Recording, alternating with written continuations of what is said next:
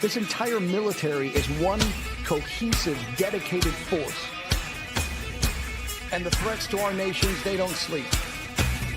They're watching our every move. Iran, Russia, China, North Korea, ISIS, Al-Qaeda. They may be watching this right now. Our military should not be mistaken for a cable news gabfest show. We don't care what you look like. We don't care who you voted for, who you worship, what you worship, who you love. It doesn't matter if your dad left you millions when he died or if you knew who your father was.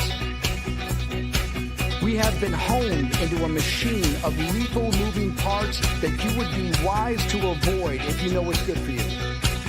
We will not be intimidated. We will not back down. We don't want war. But if you want war with the United States of America, there's one thing I can promise you, so help me God. Someone else will raise your sons and daughters.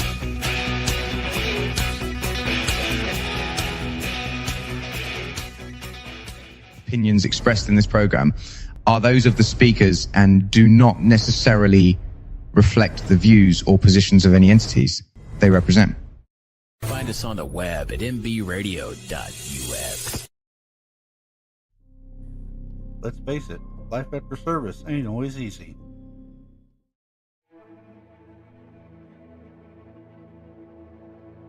Far too many veterans continue to struggle in silence.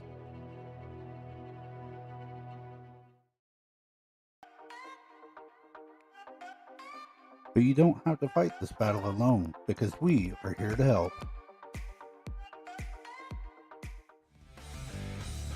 This ain't no group therapy. It's the after party to the battle. Full speed ahead, after battle. Real thoughts, real stories, no BS. All right, ladies and gentlemen, we are here with another episode of Full Speed Ahead After Battle.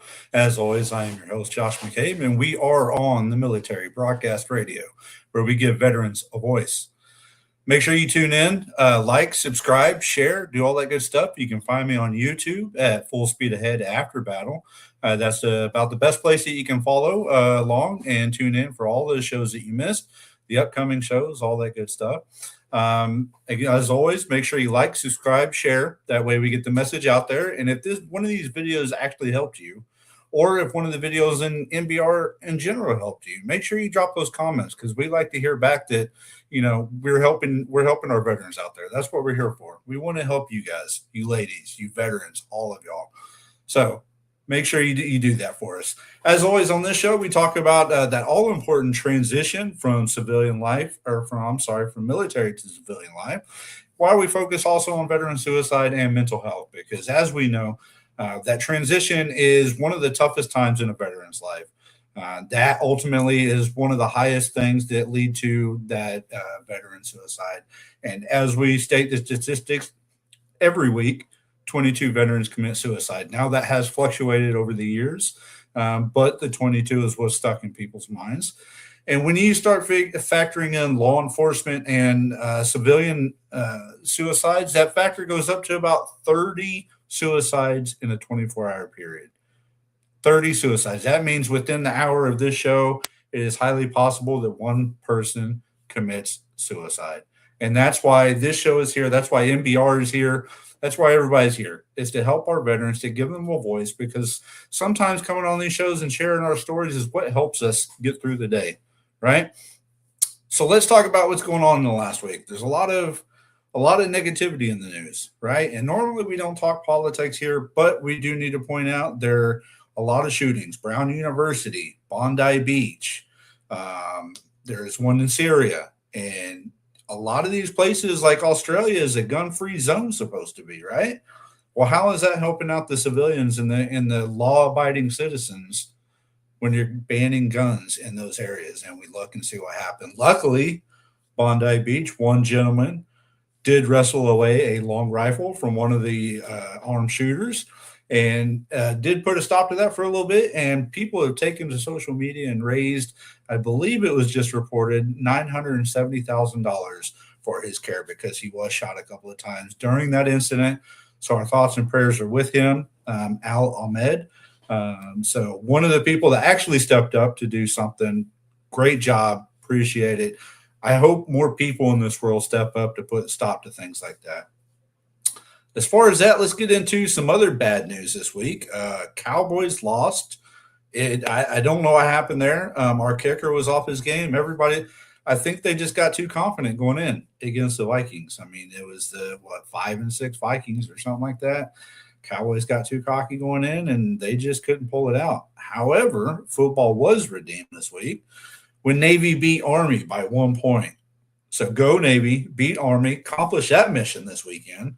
If you don't know, Army-Navy is one of the biggest rivalries in the history of college football, probably just as well in the branches as well, right? Unfortunately, the Navy isn't alone on that team. We do have the Marines in there because they got to go to school somewhere, and somebody's got to teach them and train them. So why not go to the Naval Academy? But great job, everybody out there. The president was out there supporting Army-Navy. It was good to see that. Good to see all the camaraderie that was built over the weekend. The branches come together. We give each other a hard time, but we come together for things like that. And there was a lot of good things that come out of that this weekend. Also over the weekend, Rees Across America. That is one of the groups that MBR actually sponsors.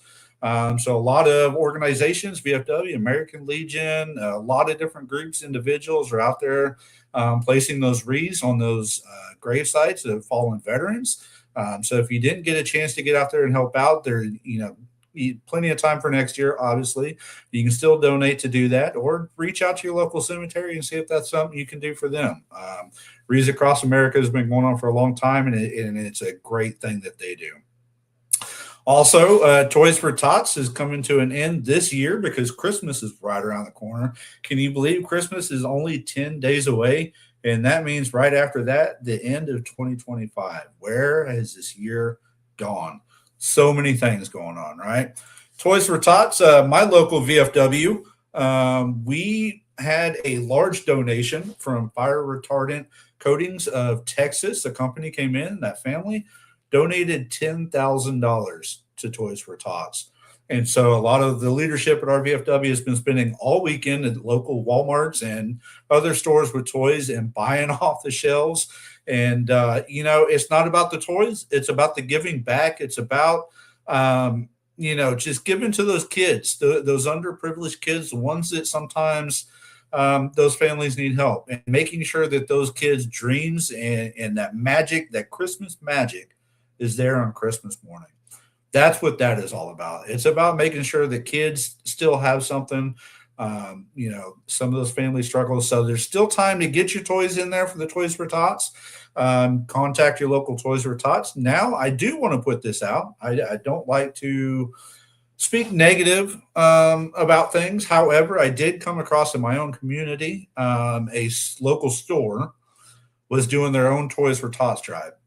Now, if anybody is doing a legit Toys for Tots drive, they'll have the box, they'll have the signage directly from the Toys for Tots Corporation or their local Marine Corps League, who does the local drives. This group did their own art sign, spray paint, glitter, all that. So it's not legit. Now, the way to go about that is, let's think about it. If they're taking toys away, maybe they are giving it to Toys for Tots. But all too often in this world, we know that sometimes that things don't go that way, right? So what you should do in this instance, if you find a location that is doing their own Toys for Tots and not for the Toys for Tots Corporation, contact your local Marine rep. You can find them on the Toys for Tots website, or contact your local law enforcement, and they would be able to reach out and assist you with that. Because if those toys are going somewhere else or being resold on Amazon or anything like that, that's taken away from that Christmas miracle. That's taken away from those kids waking up on Christmas Day. So those are the things that we need to watch out. I got a message from Terry Lynch, one of the great hosts here on NBR. She's been instrumental in wreaths across America. I know she was personally out there placing wreaths. You can volunteer and pick up the wreaths after the holiday. That way you can keep those either for next year, or if you just want to have them as a sentimental piece, you're welcome to do that. So really, that's all that's really happened last week. For anybody that's been tuning in over the last few weeks, I tried to give some medical updates from my old man.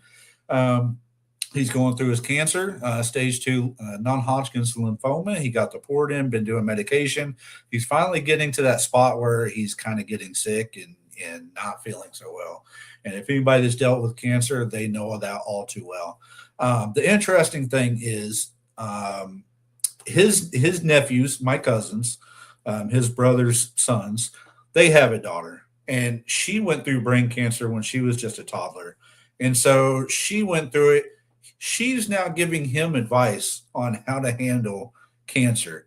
Coming from a child that grew up with it, with brain cancer, kind of studied the growth, things like that, she's giving an old retired veteran advice on how to do it. Let's face it, folks, these kids are more resilient than most adults, right? They go through some of the worst things and they bounce back like nothing ever happened.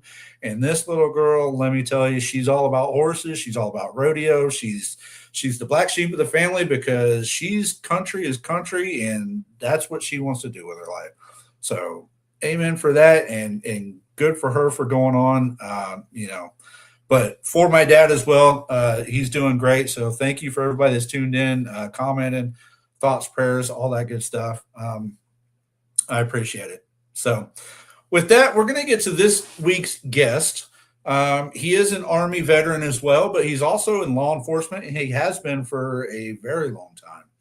And I asked this gentleman on the show because he's gone through something about 10 years ago that is very similar to what a lot of our veterans go through when they go to war, when they go to battle, they deploy. And it comes down to, and I'm going to preface this with this show is probably not for children, absolutely.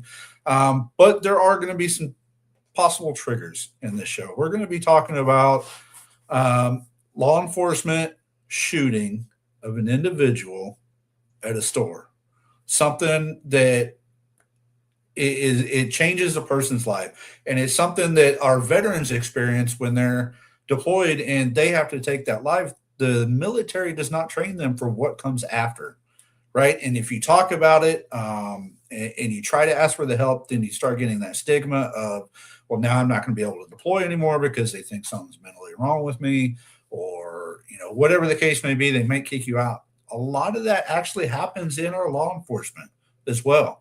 There's that stigma around them as well. So my guest this week is Adam Meyers. He is a current, I believe, police captain with the Hartford Township Police Department. He's the founder of Stop the Threat, Stop the Stigma, and we'll get more into that. And we actually have that live 911 call that we're going to listen to. So again, if you're the faint of heart, or if that's something that you don't want to listen to, that's perfectly fine. Tune out for a few minutes when we get there, or catch up later on. But this week, I'm going to get into our interview of the week with Adam Meyers.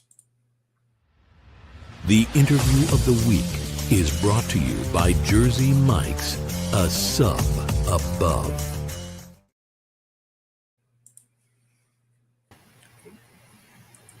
A little issue there. Adam, welcome to the show. Thanks, Josh. Thanks for having me. I appreciate it. Absolutely. I'm glad you could be here because, like I just said, you experienced something about 10 years ago that a lot of our veterans have experienced, and it's very similar coming from law enforcement, military, and the after effect, and that's something that they don't train you for. So I'm glad you're here to kind of give us that perspective and maybe a little insight into what's going on with our current law enforcement these days. So, thanks again for coming on. You're absolutely right, John. Yeah, you're absolutely right. They train us. They train us well, just like they train us well in the military. But the after effect involving critical incidents or taking somebody's life, they don't really train us in how to deal with that. They may say, hey, these are some resources available to you, and how many of us really reach out for those resources? Because what you mentioned earlier, that stigma associated with mental health. And I suffered in silence for 6 years. It took me about 6 years to get back on track. And a lot of that did have to do with the stigma and figuring, I could just keep going. Everything will fall into place. Everything will work its way out. and I'll be fine. But I wasn't. I really truly needed that help, but I wasn't willing to reach out. I was only willing to try to figure it out myself, and that just didn't work for me. Yeah, unfortunately, that's all too common. They teach you to go into the war. They don't teach you how to get out of it and everything that comes after that. So, we'll get a little bit into that, but why don't you, I'll give you a couple of minutes to kind of introduce yourself. You've got a long career in law enforcement. Kind of run us through all the different roles that you had, especially, being in the Army as well, a fellow veteran.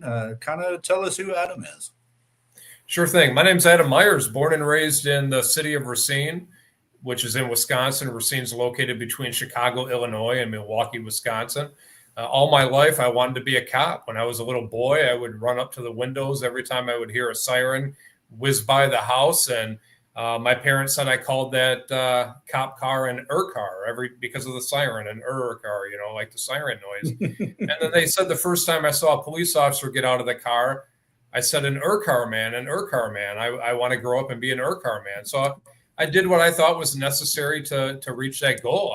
I graduated from high school. After high school, I went to college and secured a degree in criminal justice. And then after that, I joined the Army, Military Police, 95 Bravo, went to basic and AIT in Fort McClellan, Alabama. And then I was stationed at Fort Bliss, Texas in El Paso, my entire 5-year active duty in the Army. And once that finished, I was married at the time and had a daughter. We decided to move back home and just start life as mom and dad of a newborn. And then we had another daughter. I have 2 daughters. They're 27 and 24 now. My oldest is Sydney Marie. My youngest is Peyton Elizabeth. And I was lucky enough to get hired by the City of Racine Police Department, where it all started, where the dream started. It was great. And throughout my career, I was a third shift evidence technician, which I absolutely loved. It was pretty challenging, but it got me involved in a lot of the major crimes, the drive-bys, the gang incidents, the murders, one being a triple homicide, you name it. I mean, all the stuff you kind of see on TV nowadays, all the cool stuff, all the fun stuff. But after a while, I really started becoming callous to that. And when I would respond to calls and I would see somebody who had been shot and killed, I kind of just started looking at them as if it was just a body. And I didn't like that, because I knew, even though maybe they were a gangbanger, and we all understand that, hey, if you live that kind of lifestyle, it may catch up to you. And I get that. But, there was one time that I was investigating a homicide that occurred inside a bar. And I remember walking in through the side door of the bar and putting my evidence technician gear down. And I kind of looked to the right and I saw this deceased guy laying halfway in and halfway out of a men's bathroom with the door propped. And I was like, all right, let's get to it. Let's start working and processing the scene. And I didn't like that, because that was still somebody's son. That could have been somebody's father. And I just started becoming callous to that. And then I started looking for another job. And at the time, my wife, currently ex-wife, but my wife and I moved up north about 3.5 hours away. And I found another police officer job, which I liked. About a year after I took that position, we got a divorce. So I kind of became a statistic, like a lot of first responders, police officers, military. They go through hardships in their relationships or divorce. And I just continued to stay with that police department. And then in 2016 is when my critical incident happened. So, yeah. Wow. Yeah. It's kind of funny. You mentioned the statistic of divorce and everything. And, coming from the military, you're aware that there's 2 or 3 things you need to have to be a veteran, right? That's a DD-214, a divorce, and bad credit. Yeah. So there you go. Yeah. Everything comes in threes, I guess. Right. Yeah. Yeah. So unfortunately, yeah. But So, I'm not the most knowledge on policing, but I do have a associate's degree in criminal justice. I work for the city, so I work with local law enforcement as well. I hired the police chief here. He ended up being our city manager for a little while. We also, one of our cops is now the county sheriff, who took our police chief to be anyways. So I know a little bit about the law enforcement and things like that. So I kind of understand where you're coming from in the fact that even though you got to go out there and do your job, yes, these are other people's sons, daughters, brothers, sisters, mothers, and sometimes that can take a toll on you, and that's where that mental health starts coming in when it starts happening all too often, especially in the high crime cities, right? These things are happening day after day after day, and it's tough, but. So let's, because I think this next part, we're going to get a little long. So we're going to take a quick break real quick. And then when we come back, I'm going to give this minute to the people to let y'all know after this music video, we're going to listen, and maybe you can explain this a little bit better, but on your website, you have the 911 call, and it's pieced together because as people don't know, there's a recording between the caller and dispatch. There's a recording between you and dispatch. And so you kind of pieced all this together to tell that full story. Is that what happened on this? Exactly. That was actually a piece of evidence initially for the district attorney. When after my shooting, I was placed on administrative leave pending the investigation. And that when you listen to the 911 call, there's a date, time, and stamp before you hear conversations between dispatch and the person who called 911, dispatch, and myself, and between me and other officers. So it kind of gives you a step-by-step or a play-by-play as to what happened. And, initially it wasn't a very emergent call, but as you listen to it, you can hear how it becomes more and more emergent and how the call, progresses and stuff like that. Yeah, absolutely. So when we come back, we're going to listen to that, and then we're going to get your thoughts on, how did everything unfold after that? Because I'm sure it wasn't easy. So we'll be right back after this quick video.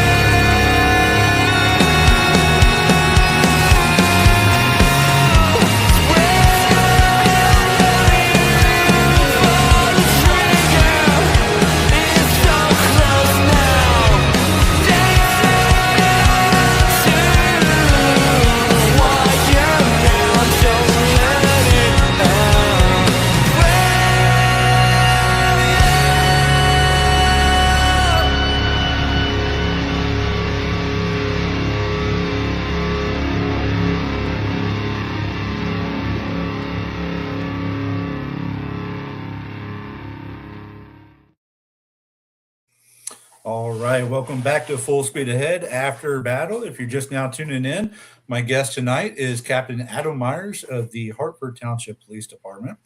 And that video was brought to you by Dietired. We are doing a collaboration, MBR and Dietired Bands doing a collaboration on t-shirts to help raise awareness and money for veteran suicide, mental health awareness. So make sure you check out the MBR website to get your shirt there. So this is the part of the show, and this is the first time I've done this, and I'm going to say that viewer discretion is advised, and you'll see why. It's here on the website as well. I'm going to bring that up. This is the live 911 call from Adam Meyers' incident almost 10 years ago, and we are going to listen to it. I've got some specific spots that I want to listen to, but we're going to start off with just the beginning to kind of, for viewers to understand, this didn't start off as serious as it ended. This was just, at the beginning, it was just a run-of-the-mill 911 call. So here we go. 5:10 p.m., 46 seconds, April 8, 2016.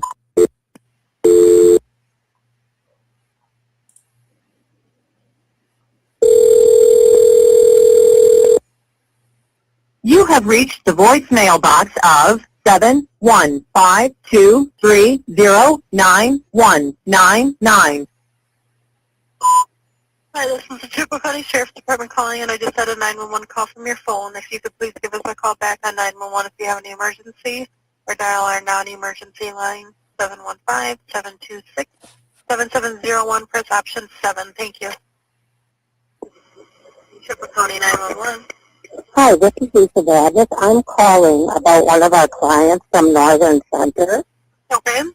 We're at Walmart with her refusing to leave, and when I called my supervisor at work, they told me I had to call you guys to come and help assist us getting her back to Northern Center. Okay.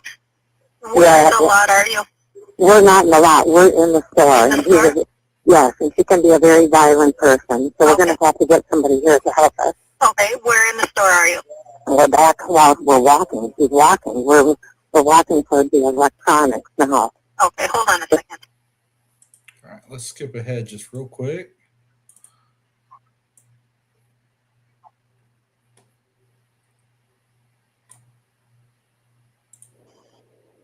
Five 14 p.m., 28 seconds, April 8, 2016.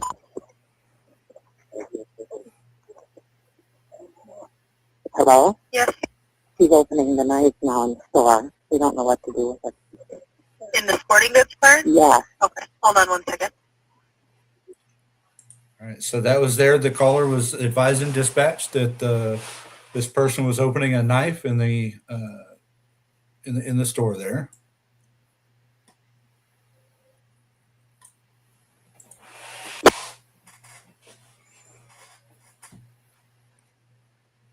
5:15 p.m., 31 seconds, April 8, 2016. All right, are you still there?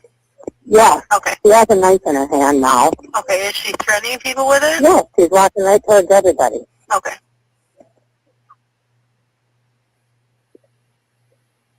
5:15 p.m., 41 seconds, April 8, 2016. She is in possession of a knife and is threatening people with it.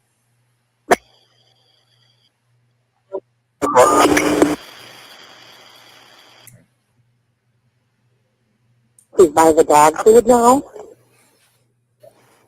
She's wrecking bags of weed. She's doing what? She's wrecking the bags of weed feed. Who's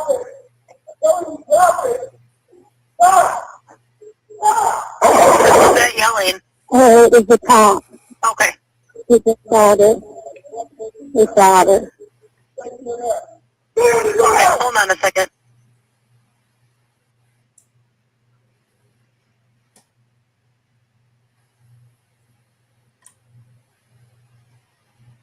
Five 17 p.m., 5 seconds, April 8, 2016. She's currently buying that dog food.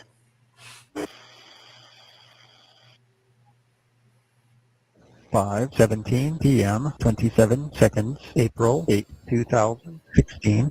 276 County, shots fired. Law enforcement, shots fired. Send EMS. 10-4, sending EMS. Shots fired. All right. I am going to go ahead and stop that right there. And Adam, if you would kind of, we heard the piecing together and how it started off, somewhat simple and how it kind of escalated. And I think we got a pretty good idea of how it went through with that call, but walk us through your perspective of that whole thing. Sure. It was Friday, April 8th, 2016, at about 5:15 p.m. It was a busy Friday afternoon. I was at the police department working on a retail theft report when I was dispatched to our local Walmart. And initially it was a 911 hang-up call, and the dispatcher contacted the 911 caller and left a voice message because nobody would answer the phone. And then finally they were able to make contact with this person and keep them on the line.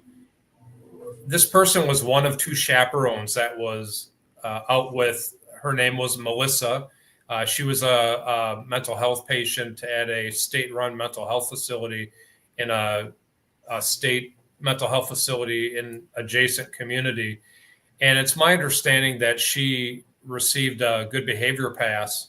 So she left the facility. They went over to a restaurant called Culver's and had something to eat there, and then went across the street to Walmart and did some shopping. Now, when the chaperones told Melissa it was time to leave, she refused to leave and went back to the sporting goods section, where she ripped open a hatchet and then started walking around the store and threatening customers. Now, initially, when I got the call, it wasn't a very emergent call. They advised me that this person is inside Walmart. The chaperones need assistance from police with removing her. And that's not a big deal. We do that all the time. We go to restaurants, retail stores, people's homes. It wasn't a big deal. So it wasn't emergent. So I walked out the back of the police department. I jumped in my squad car and I started driving to Walmart at a normal rate of speed. No lights, no sirens, anything like that. And as you could hear from the 911 call, the 911 operator kept the chaperone on the line and kind of relayed to me exactly what was going on, kind of giving me the play-by-play. And it started becoming more and more emergent. I heard that she was trying to open up a knife from the packaging. Then she was in possession of a knife. Now she's threatening customers. So that's when I started stepping it up. That's when I turned on my lights and sirens and started traveling to Walmart at a higher rate of speed. Now, Walmart was about 1.5 miles away from the police department, so it didn't take me, I got there fairly quickly.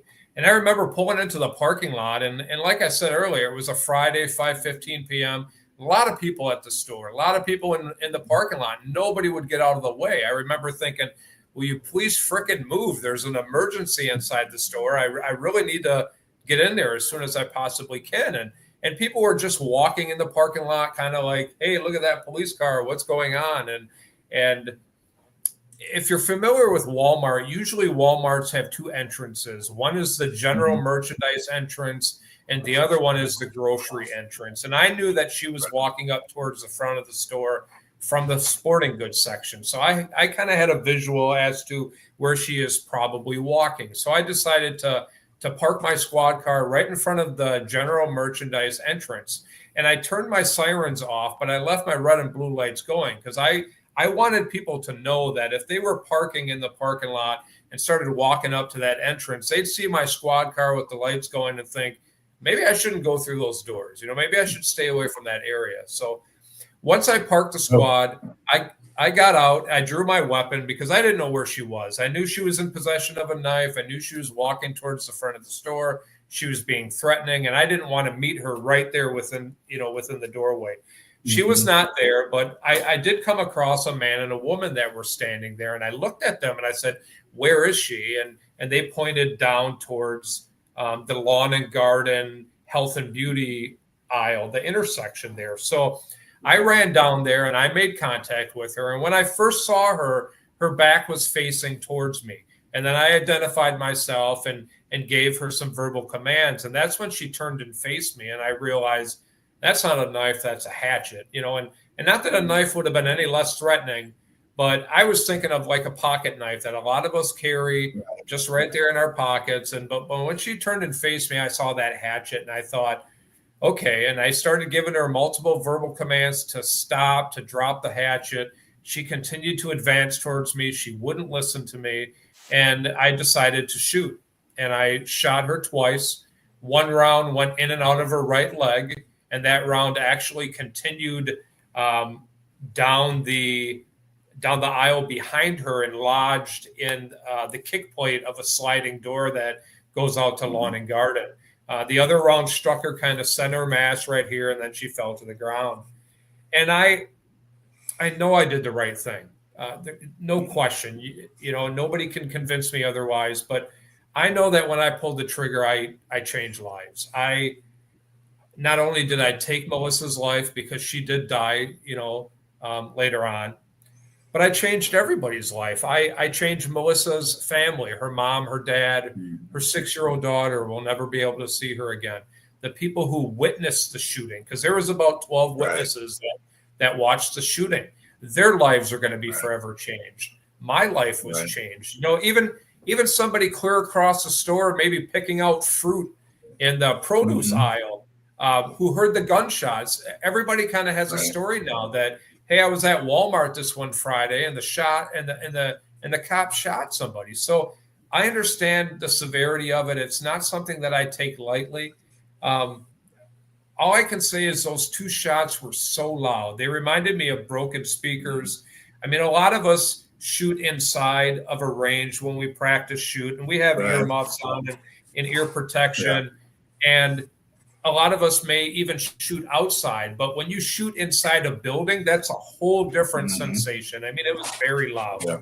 And I remember after pulling the trigger, I remember looking around to the witnesses that were there, and I asked them, please check yourself and please check each other, because I wanted to make sure that my rounds only hit Melissa and nobody else.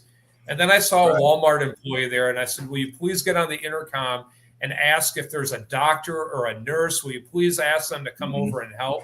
And there just happened to be a nurse, veteran affairs nurse, in the light bulb aisle. And she's like, I'm a nurse. And she came over and helped until the ambulance showed up. But everything just seemed surreal. And I knew where I was. I knew what I had done. But it just seemed surreal because I shopped at that Walmart. I lived in that community. That's not something you go to work and think that, hey, today I'm going to go to work and shoot somebody. I mean, when you get into the military or you become a police officer, you train and it could be a possibility that you may have to shoot somebody or shoot and kill somebody. But in law enforcement, it probably won't happen. But this was my reality now. This did happen. This was my reality. And I remember when everything was done at Walmart, my field training officer, my corporal, he escorted me out of Walmart, and we jumped in the squad and we headed back to the police department. And while I was sitting in the conference room, everything still seemed so surreal. I mean, I was so thirsty because of that stress. And I would down tons of water and nothing would quench my thirst. No matter how much I drank, nothing would quench my thirst. And, the entire time, I was never worried that I did the wrong thing. I was never worried that I wasn't going to be cleared or go back to work. I guess I was still in shock, trying to think, wow, this really just happened. I know I did the right thing, kind of playing it over in my head. And at the police department, we had the Professional Police Association arrive, attorneys arrived, the village police departments, attorneys arrived. And once I was clear from the police department, I was told I could go home. And I had a take-home squad car, and I was still in full uniform. And they did take my weapon, which is protocol. They do that for evidentiary reasons. But they said you could go home, and I'm thinking, this is great. I walked out of the police department. I jumped in my squad car, and right before I started driving home, I reached up in my visor because that's where my cell phone was, because I wanted to call my mom and dad because they lived about 3.5, 4 hours away. I wanted to let them know what happened, what I had just done, because I didn't want them to hear about it on social media or the news or text message or anything like that. So after I spoke with my mom and dad, I started driving home, and I don't remember the drive home. I lived about 2 miles away from the police department in that community. I don't remember the drive home. I could probably tell you what road I took home, but I don't remember it. And I do remember pulling up in the driveway of my house and getting out of my squad and walking into the front door of my house. And the first thing I did was I knelt down next to my love seat and I prayed that Melissa wouldn't die. I didn't want her to die. And, I didn't think she was going to. She was a bigger woman, but not just because of her size. When she was on the floor at Walmart, she was talking to another officer, answering questions. She spoke to paramedics. It just didn't cross my mind that she would die. And, after I prayed, I went in my room and I took all my gear off. And I remember sitting at the foot of my bed, and I felt so heavy. Even with all my gear off, I felt so heavy. And then once I was done there, I ordered a pizza. I turned on the news because I wanted to see what they were talking about me and what was going on, kind of the news coverage. And once that was over, I went to bed. I slept like a rock. I probably some of the best sleep I've had in a long time. And maybe that's because of the adrenaline dump. I don't know. Right. But I slept really, really well. Yeah, because, let's put that into perspective. We're talking about that adrenaline dump that people don't know. When you go through a stressful situation like that, or you're in battle with the military, people think you're crazy because you're just going to go straight to sleep and you're going to sleep so good. But when you get done with all that stuff rushing through you, that almost just drains your body, right? Of anything emotional. Yep. You don't feel pain. You don't feel anything. And all you want to do is you're tired now. You just want to sleep. And so, that's why you think you felt that. So now let's get into the aftermath. And I'm not talking about, for those that don't know, you said your lawyer, the lawyers, everybody came in, they cleared you. I'm sure there's some other investigations just to make sure everything's valid. Yep. Let's talk about the aftermath as far as your mental health of someone that goes through that type of situation. How long did it take you to start feeling the way that you felt? And you sent me a lot of pictures of your apartment and, showing me that way. And I'm going to pull up this hate mail that you sent, and maybe we'll talk a little bit about that, but walk us through the mental health aspect of you personally, days after that, weeks after that. How did that affect you mentally? Right. Well, as you can see, I'm wearing an exterior vest with a tactical tab, and you can remove that. And, I was a mess for 6 years, and my poor coping strategies were alcohol, casual sex, and drugs. And that first month that I was on administrative leave, pending the investigation, I was drinking my wine. I collected wine before my shooting, and I was going through a large amount of wine at that time. And then after I got, drank through all my wine, I started going to liquor, because it got me where I wanted to go quicker. And when I say I abused alcohol, I abused alcohol. I just didn't have a six pack. Yeah. What I did was I have a simulated wine glass here, and I would pour a glass of wine and I would add, NyQuil, or I would even add ZzzQuil to it, or any kind of pills or any kind of liquid to make my own cocktail. There was one time I even reached into the medicine cabinet and took my daughter's prescription cough medicine that had codeine in it, because that, it's a prescribed, drug, and you add that to alcohol, and the label says don't mix with alcohol, but hey, right. It made me feel all warm and fuzzy and good, and it helped me sleep. So I did. Another thing that I did is I have a 750 milliliter bottle of vodka here. I would easily drink this in 30 minutes or less, and I wouldn't make my own cocktail. I would drink it either straight from the bottle or over some rocks, and 30 minutes or less, and I would just be blackout drunk and sleep the day away. no matter where I would go, any kind of social event, grocery shopping, even to maybe go to the post office to get some stamps, to mail some bills out, I would stop by the local gas station and I would buy 2 or 3 of these Fireball cinnamon whiskeys, and I would drink them, right in my car, right in the parking lot. There was a gas station near my house, and I went there all the time. And I would buy 2 or 3 of these, and I would drink them right in my car, and either throw them, in the back seat of my car when they were empty, or I'd throw them out the window while I was driving to my destination. And I rationalized that it would take about 30 minutes for the alcohol to start impairing me, and then by the time that the alcohol started kicking in, I'd be where I was driving to, and that's just wrong. I am so lucky that I didn't crash, hurt somebody, kill somebody, or even myself, or even be arrested for drunk driving. I got very lucky. And another poor coping strategy, I mentioned casual sex, and I would meet women online specifically for sex. It was mutually agreed that we'd have sex, and sometimes after meeting them for 30 minutes we'd be having sex. And for me, sex is wonderful, it's great, it feels good, it's playful, but I was basically just looking for the next person to have sex with because of that dopamine rush that, when you meet somebody for the first time, you kind of have that butterflies, you feel good. And when you constantly meet new people all the time, you're constantly having that. And I had a routine when women would come over to my house. What I would do is I have a large thing of a Red Bull energy drink. I would drink one of these. And then what I would also do is drink a couple of these little vodka shots, because the energy drink would give me that energy. The alcohol would kind of mellow me out, take away the inhibitions, and then I'd be ready to have sex.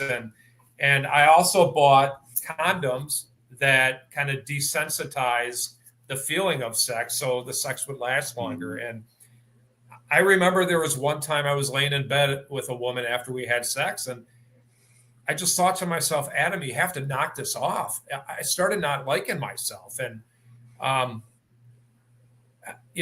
with the sex, I was always worried about catching an STD or getting a woman pregnant. But even all of that wasn't enough for me to stop. It took years for me to slow down. And just because of the feeling, it felt good. It was exciting. And then, with I say drugs, and I tried marijuana for the first time.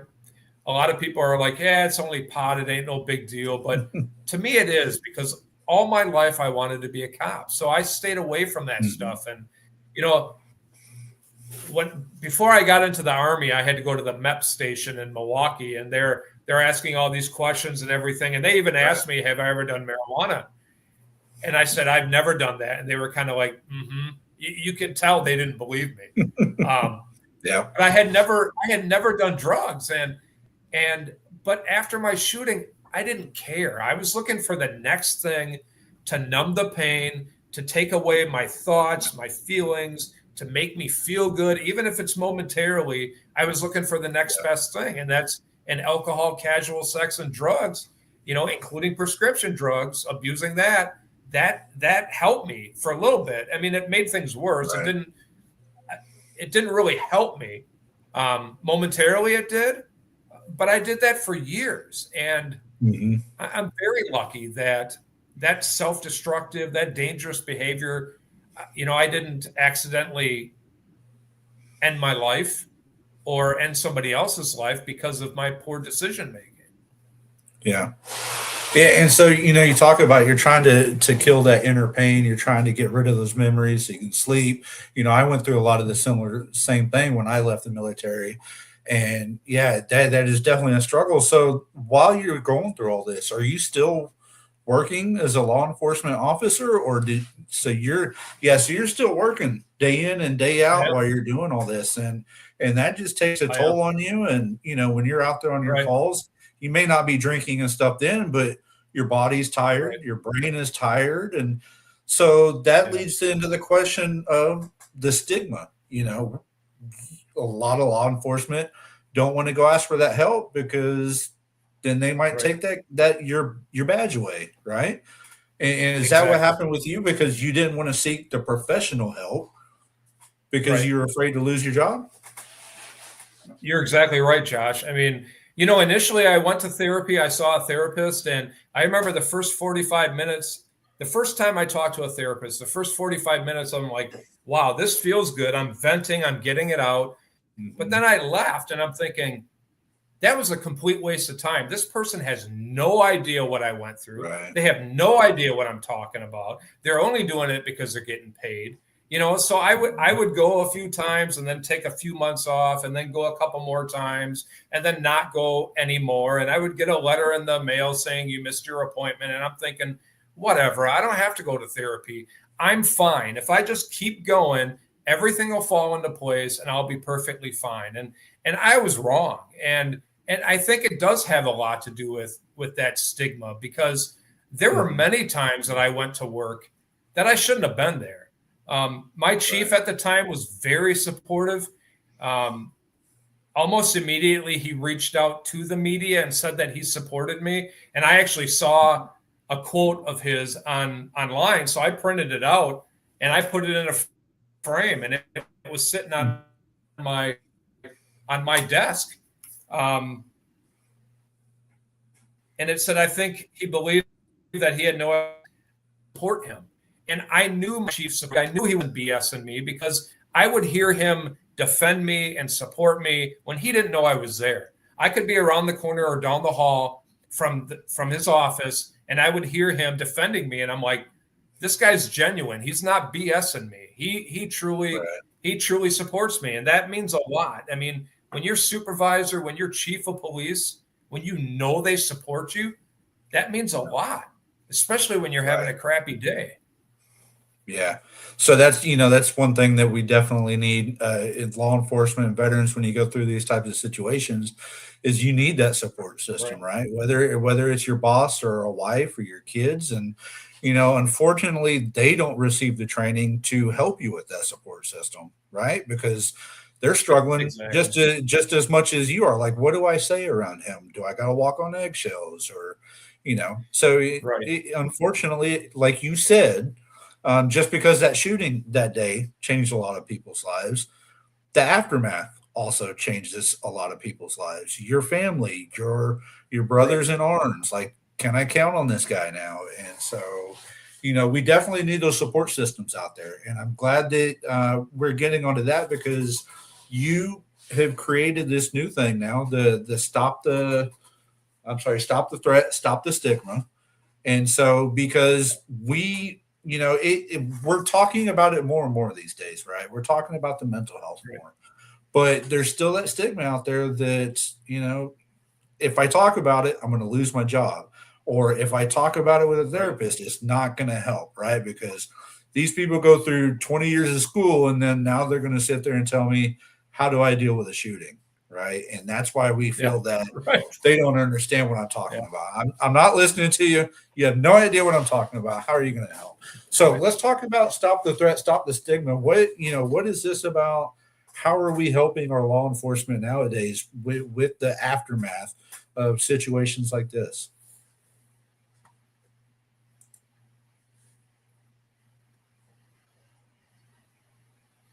Yeah, I started speaking about my critical incident 3 years after. And, I was a hypocrite. I was telling everybody, you should do this, and this is helpful, while I was still struggling, while I was still alcohol, casual sex, and drugs. But I kind of came off as if everything was okay. And I established Stop the Threat, Stop the Stigma, in hopes that it will inspire other law enforcement professionals, those who work in the public safety profession, to speak about their mental health and to reach out if they need it. I tell everybody, I see a therapist.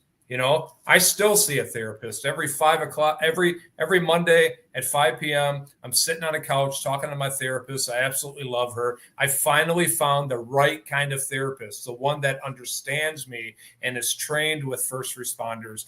That's important. But there are so many resources out there. It's okay to talk about your mental health. You're not alone. You don't have to suffer in silence. And, as I said earlier, when I first went to that first therapist, I thought, oh, she's only here because she's getting paid. And But there are so many people out there that genuinely care about you, that have gone through what you're going through and want to support you and want to help you. And they don't care about getting paid. They may be getting paid, but their heart's in the right place. They want to help you. And, you know, technology is great nowadays. You can hop on your phone. You can hop on a laptop. You can Google stuff. It's so easy to get help, and there's so much help out there. And, you know, when I established Stop the Threat, Stop the Stigma, that's exactly why I did it, because I knew that I wasn't the only one that was going through what I was going through, what I had gone through. Right. But there is a stigma. There is a stigma associated with that. I remember the stigma when I was in the Army. They always told us, suck it up and drive on. They didn't want to hear about our issues. And even when I became a police officer for the first time, I remember I assisted with investigating a triple homicide. 7 people were shot, 3 were killed. It was a gang shooting. And I remember weeks after that, the police officer support team came around and started talking to some of the officers that were involved on that incident. And I was doing fine. But after I've gone through what I've gone through with my shooting, I look back at that. And if I was struggling, there is no way I would have told them that I was struggling. Why? Because this was my dream job in my hometown, that all I ever wanted to do was be a cop. I wasn't going to tell them, oh, I'm struggling, I'm drinking, I have bad dreams. There's no way. Because like you said earlier, we worry about losing our job, our livelihood. We worry about not being able to support our family, our wife, our kids, paying our house payment, our boat payment, all the other toys we have. So we're not willing to reach out. We just figure, hey, if I keep going, it'll work its way out. Yeah. And it usually doesn't. You need professional help, and it's okay. Absolutely. You know, like veterans, many organizations, VFW, American Legion, there's those groups out there for those veterans to get together and have that camaraderie and share that story. And now with your organization, Stop the Threat, Stop the Stigma, you're doing the same thing for law enforcement, right? Giving a place for them to go to actually talk with somebody that's been there and done that and been through it. And so somebody can actually relate to you. So look, we're coming to the end of the show this week. Adam, thank you so much for coming on, sharing your story, especially the mental health aspect of it. But I want to give you just a quick minute to send out your words, your wisdom, whatever you want to the law enforcement out there that may see this and are struggling with some of the similar things. What do you want to put out there to the world? I've been a police officer for 24 years. I know that there's a stigma associated with mental health. It's getting better because we're talking about it. I think it's always going to be there, but it's getting better. Please get help if you need it. Please reach out. Please support your brothers and sisters if they need help. It's okay. You're not alone. You may feel alone, but you're not alone. There's so many resources out there. And, you know, I see a therapist, and I'll just end it by saying, which is kind of taboo to some people, I also take medication. Here's 20 milligrams of Lexapro. Every morning I wake up and take a pill. It's okay. If you're struggling with mental health, please reach out. Even if you just feel off and you don't understand what you're going through, reach out and say that, hey, man, something's not right. I need some help. I don't know what to do. And work with somebody to get that help. There's so many people out there that genuinely care about you and want to help you. You're not alone, and you don't have to suffer in silence. Yeah. Well, Adam, thanks again for coming on Full Speed Ahead, sharing your story. Good luck in the rest of your future career, and I hope that this message finds those law enforcement officers out there, because they go through a lot of stuff day in and day out. And I know that you're going to be able to help them. So thank you so much. And I appreciate your story. All right. Have a great evening. All right, ladies and gentlemen, that is going to wrap it up for another episode of Full Speed Ahead here. As you heard from Captain Adam Meyers, law enforcement, much like the military, right? Some of the things that we go through can wear you down. Doesn't change just your life, changes a lot of people's lives around you, whether it's people you work with, your family. You need that support system. Very similar stories, right? But again, it all falls back on having that support system. It's okay to ask for help because you can't do this alone, right? You can't take care of this alone. So reach out there. If you're in law enforcement, you're seeing this video, reach out to the website, Stop the Threat, Stop the Stigma. Adam would be happy to talk to you or, help you, kind of lead the way and point you in the right direction and get you there. If you're a veteran, reach out to me, reach out to MBR. We'd be happy to do the same thing. So next week, I know all of our guests are great, amazing guests, but next week I'm very excited because on next week's episode, we have the American Sons documentary Q&A. Now, to be able to get registered for this documentary film, to watch it from December 18th to December 22nd, you've got to be in the Texas VFW Suicide Awareness page on Facebook.